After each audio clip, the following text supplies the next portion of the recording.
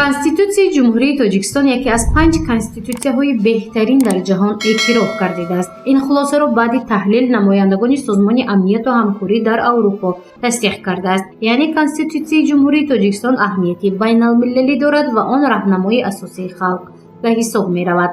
Дар кишвар 6 ноябр рӯзи Конститутсияи Ҷумҳурии Тоҷикистон таҷлил карда мешавад. Ба муносибати 26-мин солгарди Конститутсия дар Кохи Рӯдакии шаҳри Хуҷанд бо иштироки Раиси вилояти Суғд Раҷаббой Аҳмадзода чорабинии тантанавӣ баргузор гардид.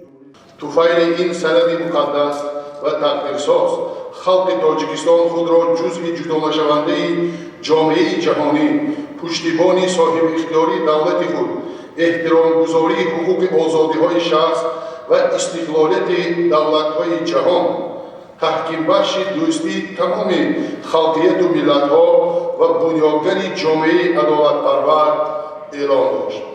бо ҳидояту раҳнамоиҳои пешвои муаззам миллат ҷаноби оли муҳтарам эмомалӣ раҳмон халқи шарифи тоҷик аз нахустин рӯзҳои истиқлолият дар раванди барқарорсозӣ ва ташаккули пояҳои давлату давлатдории навин, таъмини амнияту оромии ҷомеа, суботи сиёсиву иқтисодӣ ва иҷтимоии кишвар саъю талоши бесобиқа анҷом дода дар тӯли 29 соли соҳибистиқлолӣ ба хотири ободии ватан корҳои бузурги созандагӣ ва ободонӣ амалӣ карда шуданд.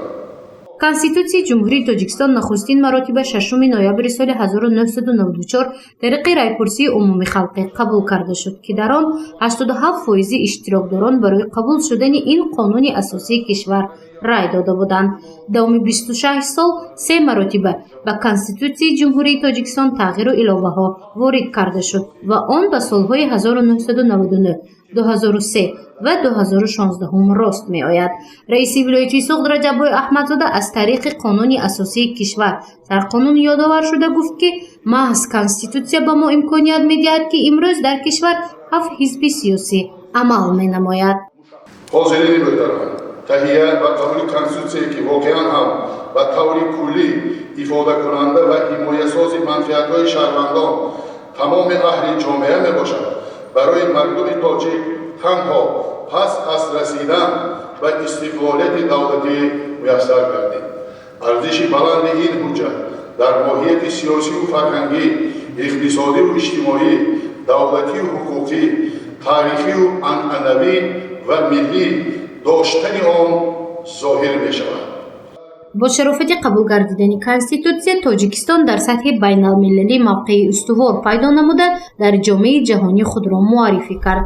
Ин аст, ки 26 сол инҷониб мардум аз рӯи модда ва бобҳои он амал мекунанд ва барои пешрафти кишвар саҳми арзанда мегузоранд. яъне аз моҳиятҳои сиёсии ҳуқуқии Конститутсия ин арзиши олӣ эътироф намудани инсон, ҳуқуқ ва озодиҳои он мебошад. яъне ба афзалияти ҳифзи ҳуқуқи инсон таваҷҷӯҳи хоса дода, масъулияти давлат дар назди шаҳрвандон қонунан мустаҳкам мегардад, ки ҳуқуқу озодиҳои инсон ва шаҳрвандонро давлат эътироф, риоя ва ҳифз менамояд.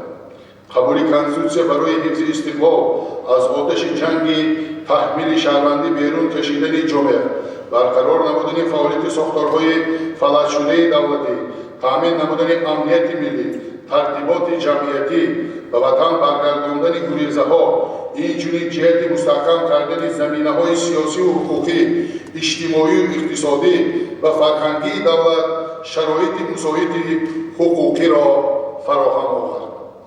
дар ҳафтаи таҷлили чорабинии мазкур беш аз 20 нафар кормандони сохторҳои гуногуни вилоят соҳиби тӯҳфа ва сипосномаи мақомоти иҷроии ҳокимияти давлатии вилоятӣ суғд гардиданд.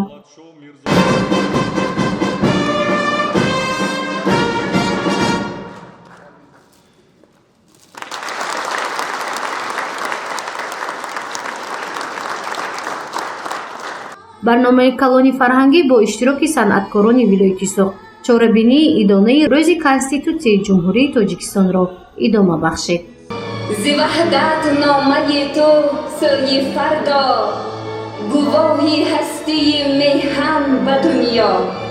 муборак номаи қонуни миллат, туи гузориши мафтунашкур ва наимҷон оюбов барои барномаи иттилооти хабар.